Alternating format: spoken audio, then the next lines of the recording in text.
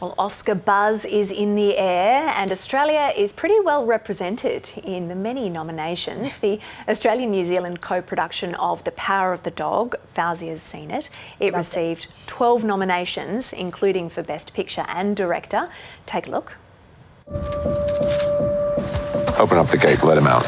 You sure he's not ready? Go on, let him out. He's just a man, Peter. Only another man.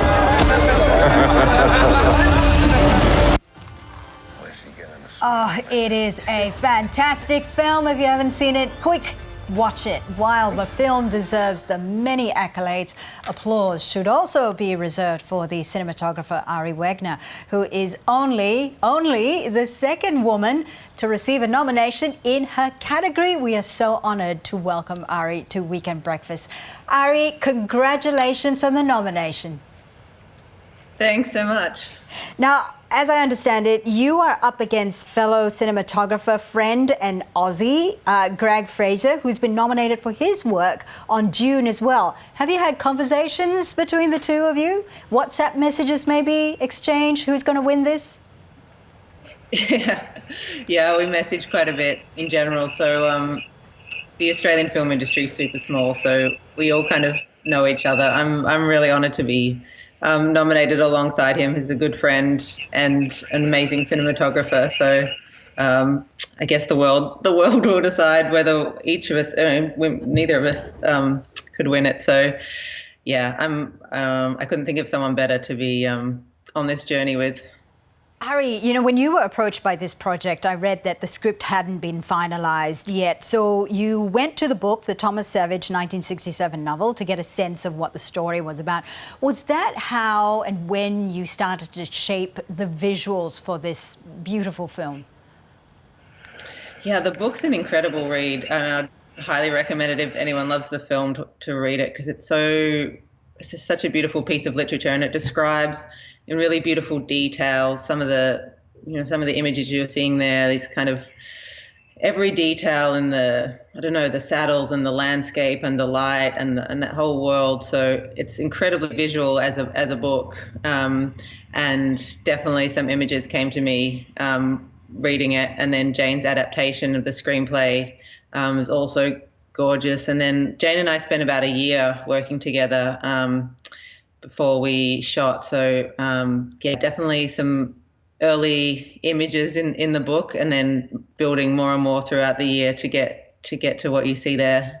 Story centres on a ranch in Montana in the United States. It takes place in 1925. It was filmed, however, on the South Island in New Zealand. How do you do that? How do you make lush New Zealand look like a dusty ranch in Montana? Well, by amazing kind of luck of the world, this book that Jane fell in love with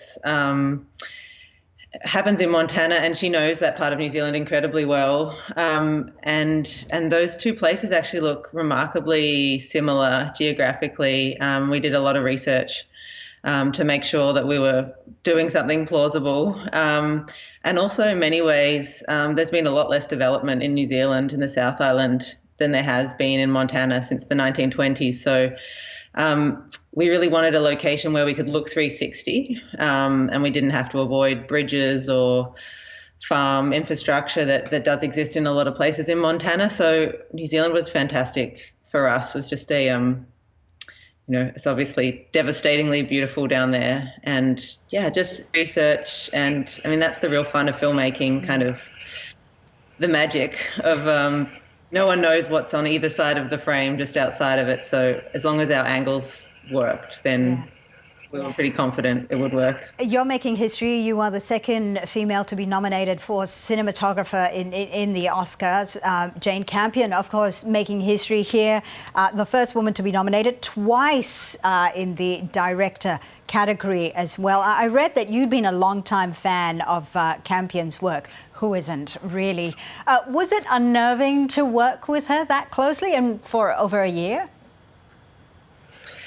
No, not at all. Jane's the kind of loveliest, friendliest person you could meet. She's the kind of person that, when you go into a cafe or something. Before you know it, she's chatting to the waitress about what she's studying or something. She's just an incredible, yeah. We became such good friends over that year, and still are now. So, no, it's when you make a film, it's quite an intense experience.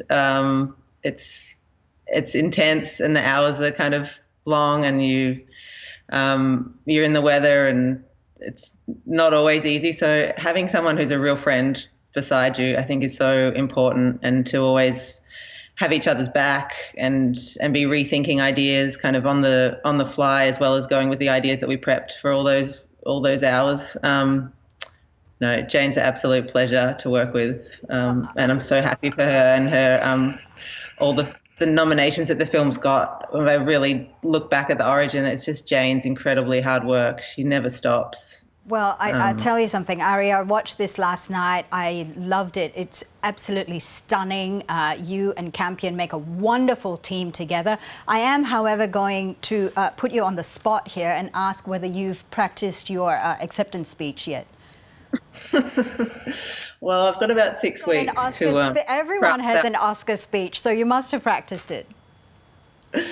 I'm sure I'll draft something at some point, but it's I've got till the end of March, so.